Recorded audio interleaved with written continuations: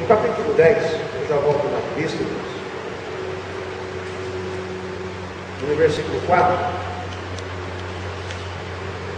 Então se levantou a glória do Senhor de sobre os querubins, indo para a entrada da casa, e encheu-se a casa de uma nuvem, e o átrio se encheu de resplendor da glória de Deus. O resplendor os viram, mas como a nuvem, como Ezequiel está contemplando, eles não viram. Então, o processo é o mesmo. A nuvem é a mesma, mas os objetivos são distintos. Veja que interessante, que nesse resplendor os discípulos viram, tanto é que eles descrevem o resplendor da nuvem de glória, ou da glória de Deus. Mas como os profetas viram, eles não viram. E como eles viram, os profetas não viram. Porque eram objetivos distintos uns dos outros, mas o processo era o mesmo. Demonstração ou manifestação da glória de Deus. Voltando na revista, tanto Moisés como Elias, quando estiveram no Sinai, presenciaram a manifestação desta glória. Todavia não foram os discípulos a vivenciar no monte da transfiguração. Cada um foi distinto, as manifestações para cada um deles foi distinta. Não foi o mesmo objetivo. O processo era o mesmo, mas os objetivos eram distintos uns dos outros. No caso dos judeus, o deserto era eles crescem em Deus. Os profetas, Deus tinha os seus objetivos, no caso de Ezequiel, a confirmar o seu ministério de sacerdote, agora como profeta, representante de Deus na Babilônia, e para os discípulos, para que eles crescem que Jesus verdadeiramente era o Messias, o Filho de Deus. Elias e o Messias e a restauração. Tipologia. No evento da transfiguração, o texto destaca os nomes de Moisés e Elias. Para a igreja cristã, Moisés prefigura a lei, enquanto Elias os profetas. E Moisés aparece como figura tipológica. Mateus põe em evidência o pronunciamento do próprio Deus: escutai. E Moisés havia dito exatamente estas palavras quando se referia ao profeta que viria depois dele. O Senhor teu Deus te despertará um profeta por meio de ti e de teus irmãos, como eu a ele ouvireis. Isso aqui é interessante. E esta palavra, se Moisés pronunciou isso a Jesus, os discípulos não ouviram porque eles estavam dormindo. E aí, inspirado pelo Espírito Santo, ele faz um registro e a escritura corre nas mãos dos judeus. Só com um pouco de dificuldade, porque nem todos os judeus tinham as escrituras nas mãos para ler. Se eles quisessem ouvir a palavra de Deus, eles tinham que ir às sinagogas. E nas sinagogas se fazia a leitura, não de uma leitura de 1 hora, 2 horas.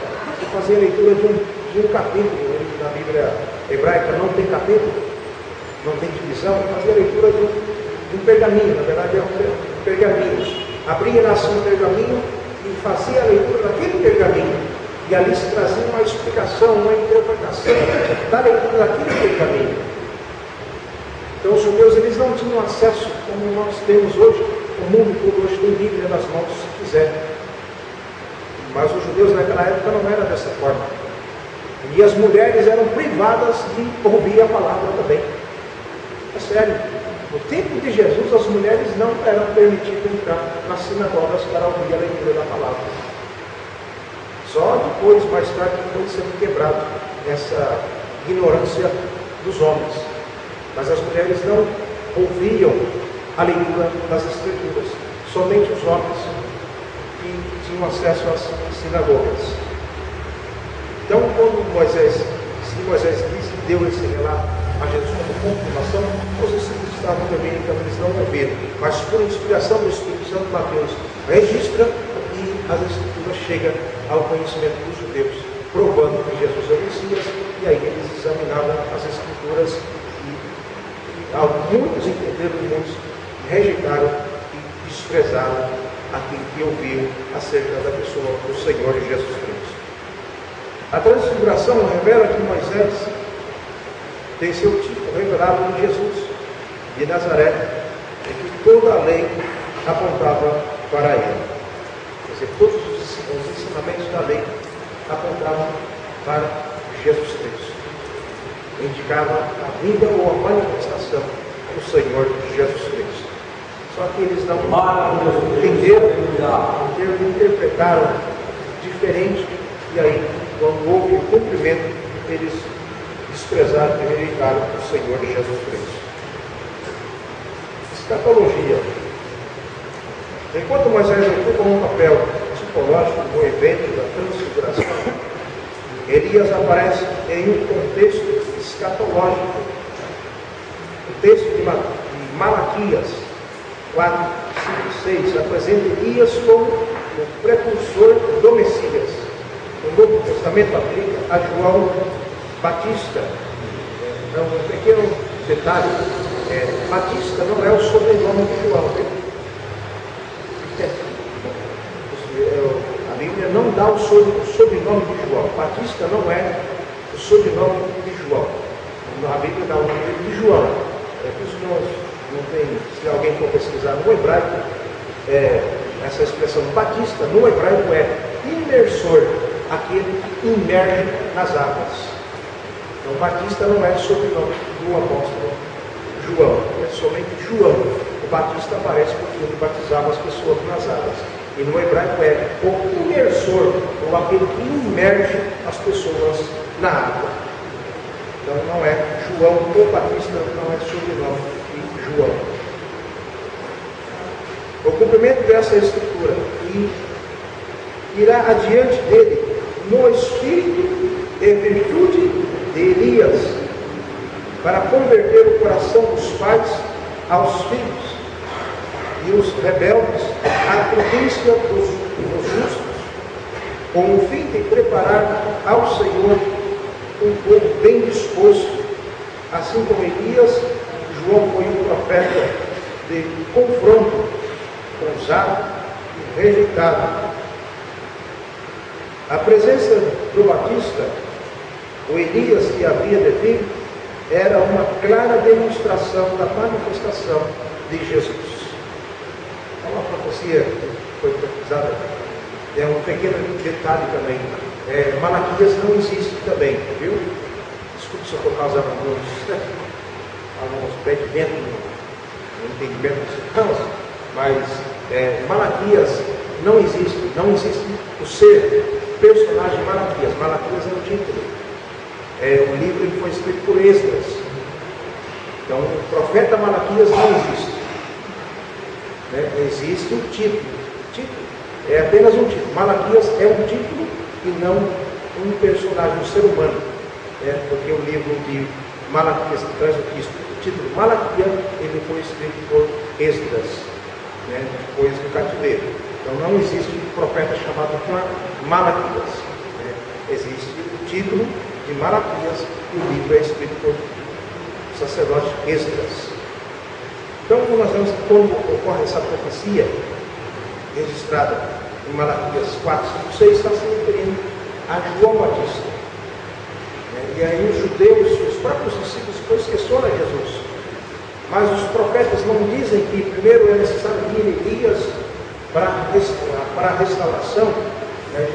Elias já vem, fizeram no caso com o profeta João o Batista, que veio na virtude de Elias, no espírito de Elias, na autoridade de Elias, confrontando todo o pecado, confrontando todos os erros que o povo estava cometendo e levando o povo a se reconciliar com Deus, como Elias fez.